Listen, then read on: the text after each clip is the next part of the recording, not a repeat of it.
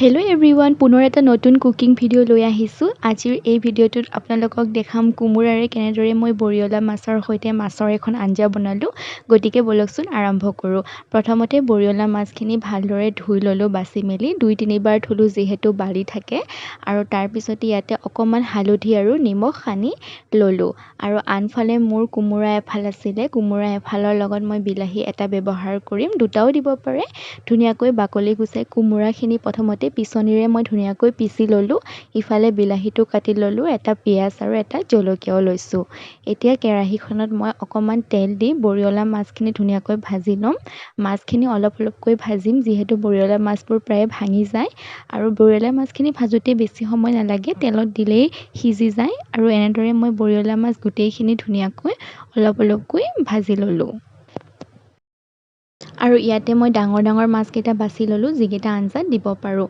মাছ ভজা কেৰাহীখনতে মই পিঁয়াজ আৰু জলকীয়া দি দিম।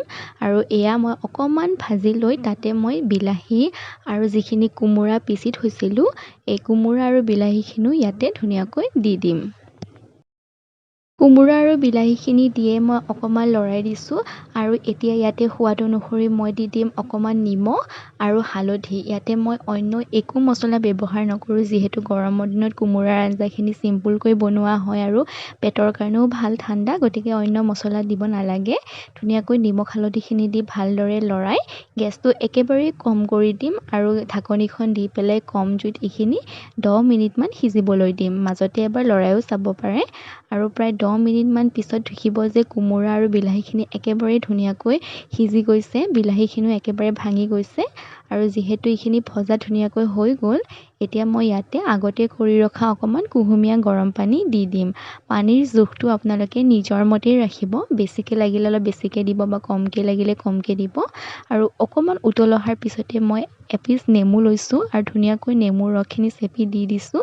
নেমু অকণমান এইকাৰণে দিছোঁ কাৰণ অকণমান টেঙা টেঙা ভাৱটো হ'লে ভাল লাগে। নেমুটো অপচনেল, নিদিলেও একো নাই, কিন্তু দিলেও খুব আঞ্জাখন সোৱাদ হয়। আৰু নেমুৰ ৰসখিনি দিয়াৰ পিছতে যিখিনি মাছ মই ভাজি ৰাখিছিলোঁ ডাঙৰ ডাঙৰ, সেইখিনি ইয়াতে দি দিছোঁ। আৰু একেবাৰে 2-3 মিনিট ৰখাৰ পিছতে মাছখিনি কোমলি যাব। আৰু সেয়া তাৰপিছতে আঞ্জাখিনি উতলি আহিছে। গতিকে আমাৰ এয়া কোমোৰা আৰু মাছৰ আঞ্জা ৰেডি হৈয়ে গ'ল। গৰম দিনত খাবলৈ বহুত ভাল লাগে। আপোনালোকে ৰেচিপিটো বনাই খাবচোন। আৰু এই চেনেলৰ ভিডিঅ'বোৰ ভাল পালে লাইক কৰিব, কমেণ্ট কৰিব, শ্বেয়াৰ কৰিব আৰু চেনেলটো ছাবস্ক্ৰাইব কৰি দিব। Thank U.